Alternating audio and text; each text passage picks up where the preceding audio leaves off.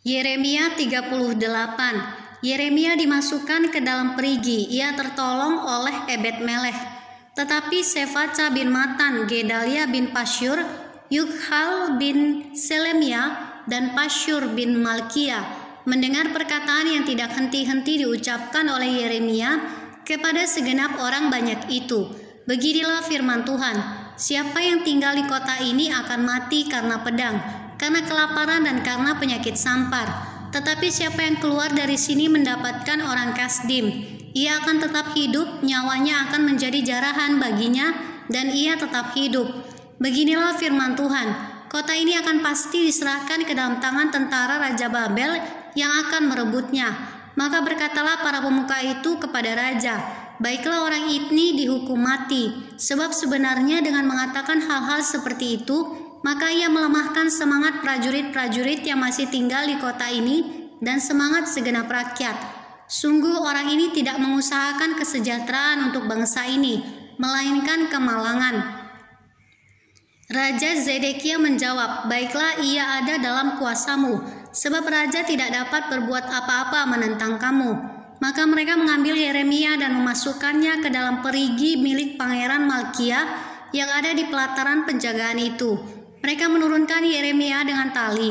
Di perigi itu tidak ada air, hanya lumpur. Lalu terperosoklah Yeremia ke dalam lumpur itu.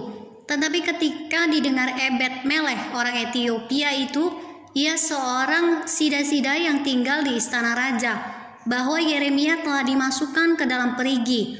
Pada waktu itu raja sedang duduk di pintu gerbang Benyamin. Maka keluarlah Ebed-Melech dari istana raja itu, lalu berkata kepada raja, ya Tuanku Raja, perbuatan orang-orang ini jahat dalam segala apa yang mereka lakukan terhadap Nabi Yeremia, yakni memasukkan dia ke dalam perigi. Ia akan mati kelaparan di tempat itu, sebab tidak ada lagi roti di kota. Lalu raja memberi perintah kepada Ebed-Melech orang Ethiopia itu, katanya, bawalah 3 orang dari sini dan angkatlah Nabi Yeremia dari perigi itu sebelum ia mati. Ebed-Melech membawa orang-orang itu dan masuk ke istana raja, ke gudang pakaian di tempat perbendaraan. Dari sana ia mengambil pakaian yang buruk-buruk dan pakaian yang robek-robek, lalu menurunkannya dengan tali kepada Yeremia di perigi itu. Berserulah Ebed-Melech orang Ethiopia itu kepada Yeremia, taruhlah pakaian yang buruk-buruk dan robek-robek itu di bawah ketiakmu sebagai ganjal tali. Yeremia pun berbuat demikian. Kemudian mereka menarik dan mengangkat Yeremia dengan tali dari perigi itu. Demikianlah Yeremia tinggal di pelataran penjagaan itu. Pembicaraan terakhir dengan Raja Zedekia. Raja Zedekia menyuruh orang membawa Nabi Yeremia kepadanya di pintu yang ketiga pada rumah Tuhan. Berkatalah Raja kepada Yeremia, aku mau menanyakan sesuatu kepadamu, janganlah sembunyikan apa-apa kepadaku. Jawab Yeremia kepada Zedekia, apabila aku memberitahukannya kepadamu, tentulah engkau akan membunuh aku, bukan? Dan apabila aku memberi nasihat kepadamu, engkau tidak juga akan mendengarkan aku. Lalu bersumpahlah Raja Zedekia dengan diam-diam kepada Yeremia, katanya, demi Tuhan yang hidup yang telah memberi nyawa ini kepada kita, aku tidak akan membunuh engkau dan tidak akan menyerahkan engkau ke dalam tangan orang-orang yang berusaha mencabut nyawamu itu. Sesudah itu berkatalah Yeremia kepada Zedekia, beginilah firman Tuhan Allah semesta alam, Allah Israel, jika engkau keluar menyerahkan diri kepada para perwira Raja Babel, maka nyawamu akan terpelihara, dan kota ini tidak akan dihanguskan dengan api. Engkau dengan keluargamu akan hidup. Tetapi jika engkau tidak menyerahkan diri kepada para perwira Raja Babel, maka kota ini akan diserahkan ke dalam tangan orang-orang Kasdim, yang akan menghanguskannya dengan api. Dan engkau sendiri tidak akan luput dari tangan mereka. Kemudian berkatalah Raja Zedekia kepada Yeremia, aku takut kepada orang Yehuda yang menyeberang kepada orang Kasdim itu. Nanti aku diserahkan ke dalam tangan mereka, sehingga mereka mempermainkan aku.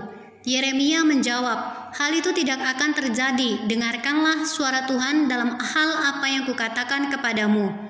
Maka keadaanmu akan baik dan nyawamu akan terpelihara. Tetapi jika engkau enggan menyerahkan diri, maka inilah firman yang dinyatakan Tuhan kepadaku.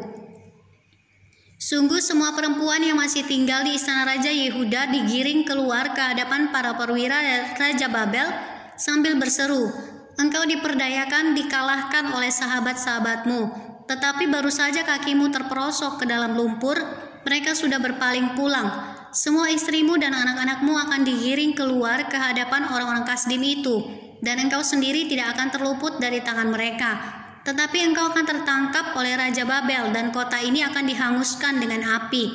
Lalu berkatalah Zedekia kepada Yeremia, "Janganlah ada orang yang mengetahui tentang pembicaraan ini, supaya engkau jangan mati.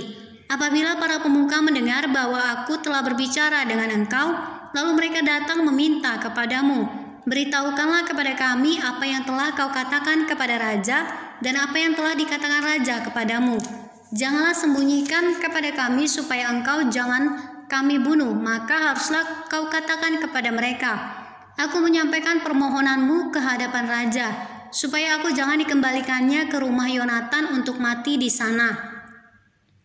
Memang semua pemuka itu datang bertanya kepada Yeremia, tetapi ia memberi jawab kepada mereka tepat seperti segala yang diperintahkan raja. Maka mereka membiarkan dia, sebab sesuatu pun dari pembicaraan itu tidak ada yang diketahui siapapun. Demikianlah Yeremia tinggal di pelataran penjagaan itu sampai kepada hari Yerusalem direbut.